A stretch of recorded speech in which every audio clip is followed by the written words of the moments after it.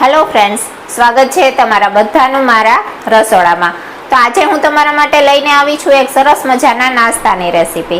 આજે આપણે બનાવીશું એક સરસ મજાનો દેશી પીઝા, જે આપણે બચેલી રોટલીનો ઉપયોગ કરી અને બનાવીશું। એકદમ ફટાફટ બની જાય છે અને એકદમ સરસ ટેસ્ટી હેલ્ધી પીઝા બનીને તૈયાર થાય છે, જે બાળકોને ખરેખર ખૂબ જ પસંદ આવશે।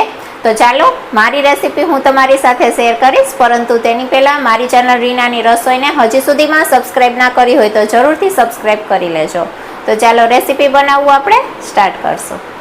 આ નાસ્તો બનાવવા માટે આપણે આ રીતના એક બટેટું લીધું છે, તેને આ રીતના ગોળ રાઉન્ડમાં સ્લાઇસમાં સમારી લેવાનું છે।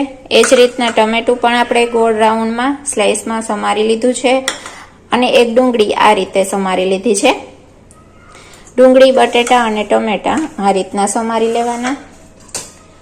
અને વધેલી રોટલી જોશે, બાકી બચેલી રોટલી હોય તેનો આપણે ઉપયોગ કરીશું, જેથી રોટલીમાંથી એકદમ સરસ મજાનો નાસ્તો બનીને તૈયાર થશે। અને એક ચણાના લોટવાળું બેટર જોશે, તો તે આપણે તૈયાર કરીશું।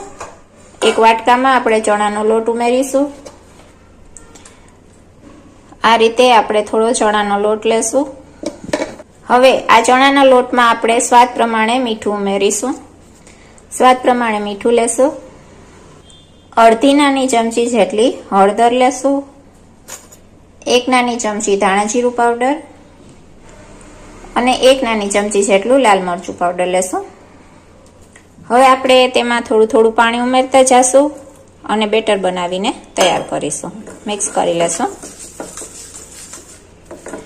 પાતળું બેટર બનાવીને તૈયાર કરવાનું છે। તો આ રીતે થોડું થોડું પાણી ઉમેરતા જઈશું અને એકદમ ઢીલું બેટર બનાવીને તૈયાર કરીશું। આ રીતે તમે જોઈ શકો છો, આપણે આવું પાતળું બેટર રાખ્યું છે। હવે આ બેટર છે તેને આપણે સાઈડમાં રાખી દેશું। હવે આ રીતે આપણે એક પેન લેશું, તેની અંદર આપણે તેલ ઉમેરીશું। આ રીતના આપણે થોડું એવું તેલ ઉમેરીશું। આ રીતે તેલ ઉમેરી દીધા પછી આપણે તેની અંદર બટેટાની સ્લાઇસ જે કરીને રાખી છે તે એડ કરીશું। આ રીતના આપણે 4 બટેટાની સ્લાઇસ છે તે તેમાં તેલમાં શેકી લેશું। આ રીતે એક સાઈડ શેકાઈ જાય એટલે પલટાવી અને બીજી સાઈડ પણ આપણે શેકી લેશું। આ રીતના બીજી સાઈડ પણ બટેટા છે એકદમ સરસ આ રીતે ચડી જાય ત્યાં સુધી શેકવાના છે।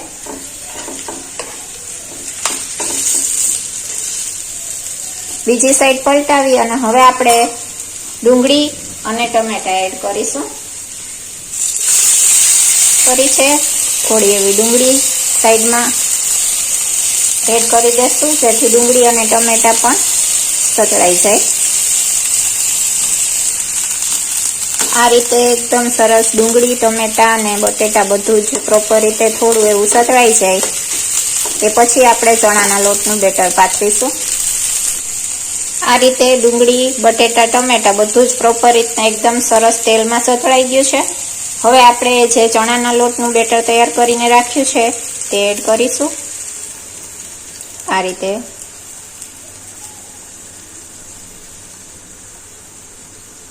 રીતે આપણે રાઉન્ડમાં બેટર છે તે ફેલાવી દેશું, પાથરી દેશું। આ રીતે બચેલી રોટલી હોય તે આપણે તેની ઉપર એડ કરી દેશું આ રીતે। અને હવે આપણે તેને એકદમ મીડિયમ ગેસની ફ્લેમ ઉપર થોડી વાર ચડવા દેશું। એ પછી આપણે તેને પલટાવી લેશું। હવે આપણે પલટાવી લેશું।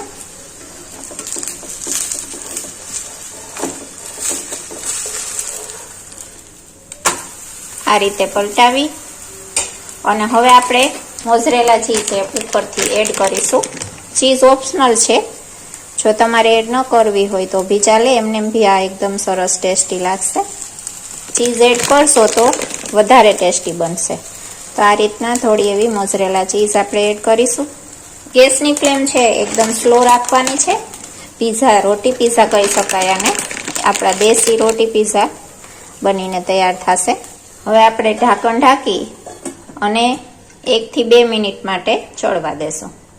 જોઈ લેશું તો તો એકદમ સરસ ચીઝ ઓગળી ગઈ છે અને રોટલી પણ એકદમ સરસ શેકાઈ ગઈ છે. એકદમ સરસ મજાનો ટેસ્ટી યમી નાસ્તો બનીને તૈયાર છે. બાળકોને ખરેખર ખૂબ જ પસંદ આવશે અને આપણે હેલ્ધી પીઝા પણ કહી શકીએ છીએ, રોટી પીઝા. તો બનીને તૈયાર છે.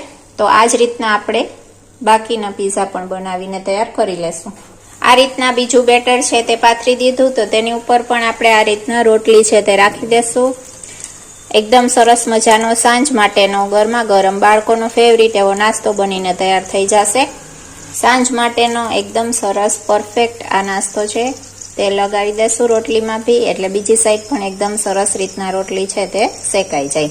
તમે ઘી લગાવી શકો, બટર લગાવી શકો, તમારી ચોઈસ પ્રમાણે ગમે તેમાં તેને શેકી શકો છો.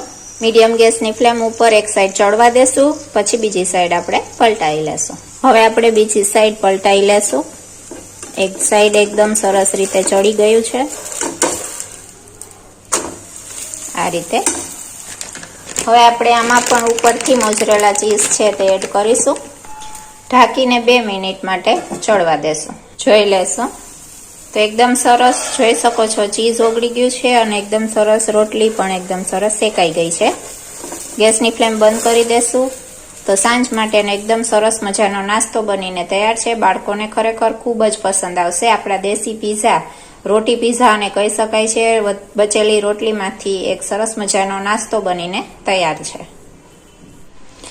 આ રીતના રોટલીમાંથી એકદમ સરસ મજાનો નાસ્તો તૈયાર છે. તેને આપણે હવે કટ કરીશું, ગરમા ગરમ સર્વ કરીશું. એકદમ સરસ ટેસ્ટી નાસ્તો બનીને તૈયાર થઈ ગયો છે. તો આ રીતે તમે જોઈ શકો છો એકદમ સરસ મજાનો ચીઝી ટેસ્ટી બાળકોનો ફેવરિટ એવો બચેલી રોટલીમાંથી નાસ્તો, જેને આપણે રોટી પીઝા પણ કહી શકીએ છીએ, બનીને તૈયાર છે. તમે જોઈ શકો છો એકદમ સરસ મજાનું ટેસ્ટી લેયર છે. આપણે એકદમ દેશી નાસ્તો, દેશી પીઝા કહી શકાય અને દેશી પીઝા બનાવીને તૈયાર કર્યા છે. તમે પણ આ રીતે આ નાસ્તો એક વખત ચોક્કસથી ટ્રાય કરજો. આ નાસ્તો છે તેને આપણે સોસ જોડે સર્વ કર્યો છે. સોસ જોડે એકદમ સરસ ટેસ્ટી લાગશે.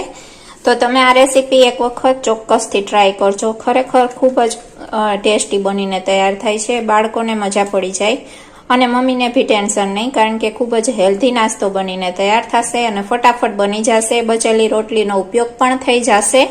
તો એકદમ સરસ હેલ્ધી ટેસ્ટી દેશી પીઝા, રોટી પીઝા બનીને તૈયાર છે. જો તમને મારી આ રેસીપી પસંદ આવી હોય, મારો વિડીયો પસંદ આવ્યો હોય તો ચેનલને સબસ્ક્રાઈબ કરજો, વિડીયોને લાઈક કરજો અને આવો નવો સપોર્ટ દેતા રહેજો. તો બસ મળું છું નેક્સ્ટ વિડીયોમાં નેક્સ્ટ રેસીપી સાથે. ત્યાં સુધી જય માતાજી.